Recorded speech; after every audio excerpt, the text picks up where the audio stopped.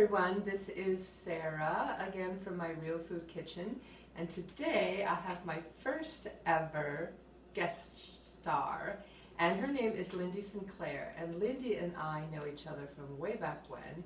We both lived in Moscow together. She was a journalist and a food writer, and I worked in a Russian high school after I worked in the American Embassy for a while.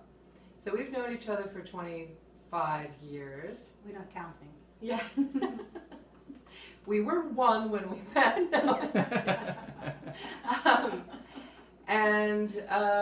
We've kept up this amazing pen pal kind of relationship ever since. Lindy and I write each other every single day, and so we feel close no matter what.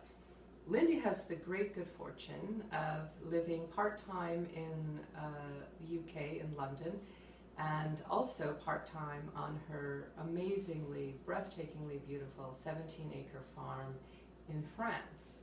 And so she is what you call a master gardener.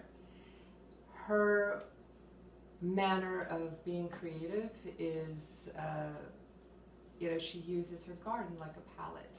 And so I think of her as a painter as well. And so I asked her while she was here with me to share one of her secrets and concoctions from her garden. So with that, I'll turn it over to Lindy. Thank you, thank you. So what I wanted to do was the very first thing I make every season, which is rose petal syrup. And I love this because it's the first one and everything's washed, ready to go, and my jam season begins. And what I usually do is make strawberry and rose petal jam.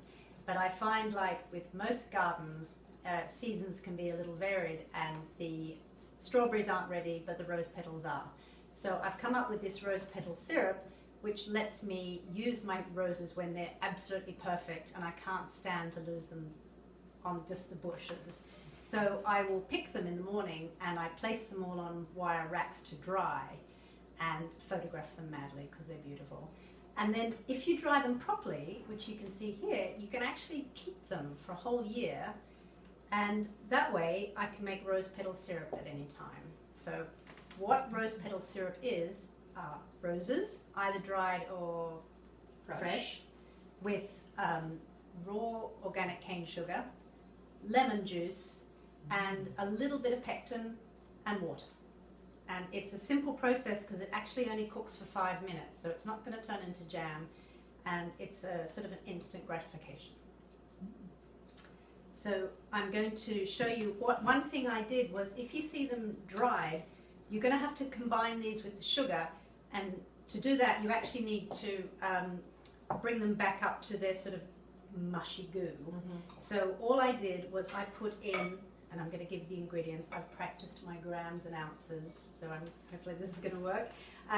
In here are 3.5 ounces of rose petals, to which I'm going to add 7 ounces of the sugar, the zest of the lemon, maybe some pectin, and then we're going to cook it in 2 cups of water. So if you can see here, I put the sugar last night in with a cup of boiling water and the rose petals, stirred them, and I left them. So in the next day you will have this sort of mash of mess.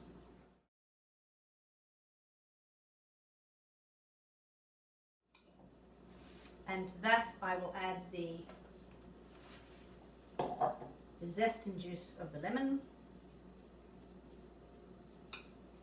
So in other words, just to clarify, we did this last night. Okay, so we have the dry version here, and in thinking ahead, we got this ready. This was macerating overnight. That's what we have right now. And then this is the pectin that I use. I've discovered everybody has different strengths of pectin, so I calculate that it's just about a tablespoon of pectin.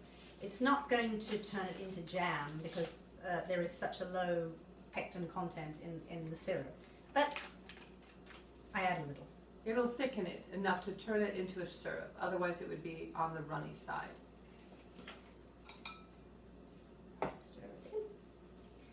And then one thing you could do is, these petals actually are very scented, which you can't smell from here.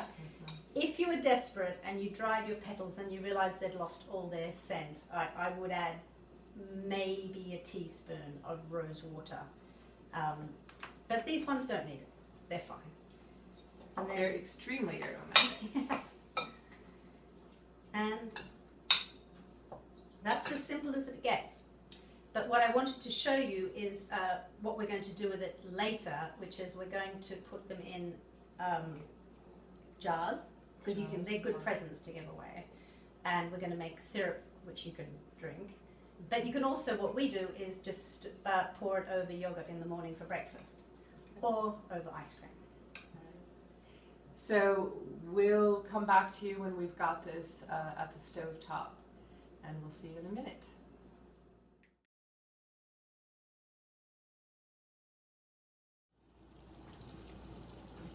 Now the water's come to the boil, I'm just going to add the syrup.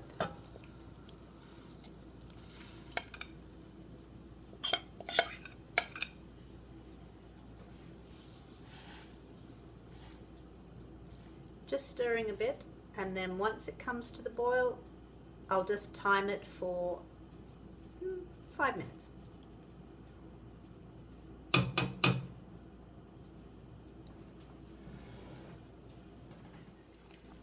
So this has now been cooking for 5 minutes. I'm going to take it off the stove, and then we can put it onto ice cream. All right, so we're back for the good part, which is how to serve it. So Lindy recommends serving it over ice cream, over yogurt, and just as a teaser, I've been thinking, of course, how to make it into a drink. So that's going to be our next video. But let's see it over some ice cream. Okay. So here we go. So you can see you get syrup, but you also get the petals.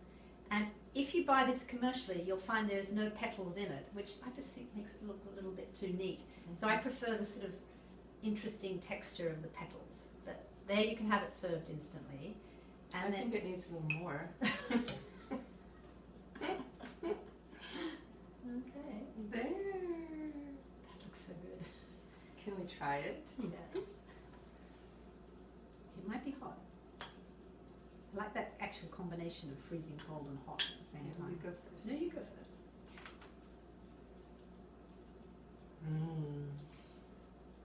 It's often not that sweet. I mean, you could probably put more sugar in if you feel like you've got a sweeter tooth. But I like the fact that it's still sort of an exotic flavour. It's not just a sugar rush. Oh, very much so. Yeah. And with the ice cream is plenty sweet. So I feel like it's almost like, I don't know if you have ever reduced balsamic vinegar to put over ice cream, which is delicious. Oh, wow. But that's obviously, a few steps away from a grape. And that tastes delicious over ice cream. This reminds me of that in a very, like you said, complex, exotic taste over the ice cream. Yeah. And the other way you could do it, because the one thing I also like about this is you can put it in, jars that you've washed or put through the dishwasher so that they're quite sterilized. But you can also accept that this is just going to be a week-long treat. And you just put it into a ramekin and you can serve it, just keep it in the fridge. Or if you're giving it as a gift, you could put it into a proper jar. Sounds good. Thank you so much, You're welcome. Lindy. This was great. Thank you.